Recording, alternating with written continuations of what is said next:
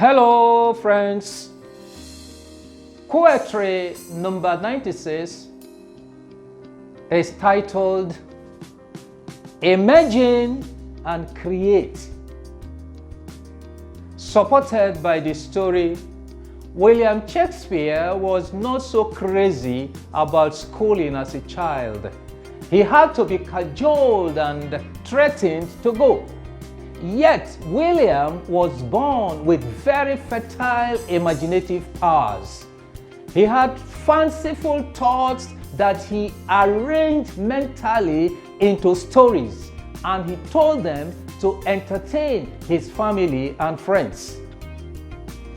Then he began to take the interesting marriage of the letters of the alphabet seriously. Soon, he had developed an interest in forming words and could spell simple words. This fascinated him more than toys absorbed children. Each time he was able to put a correct sentence together, he whooped with joy and ran to show it to his parents and friends. As he studied more, his imaginative prowess also widened. Schooling soon became an eternal joy as he began to piece sentences together to convey his thoughts. Communicating gave him so much joy that his friends and parents had to suffer from the need to read the new sentences William had formed. Besides, he began to study human nature very seriously and took acute notice of everything people did. He saw a lot of hypocrisy and duplicity in human nature. He saw a lot of nobility too. He saw sexual immorality and saw strict morality. Human nature was really very interesting, he observed. And he realized a lot of inconsistencies in the lives of people. For all these inconsistencies, he decided to write satires on them to draw attention to these flaws. Of course, he could use real stories or real circumstances or real people, so whenever he wanted to make a point, he employed the power of imagination and wrote his fictional names, placing them in imagined situations.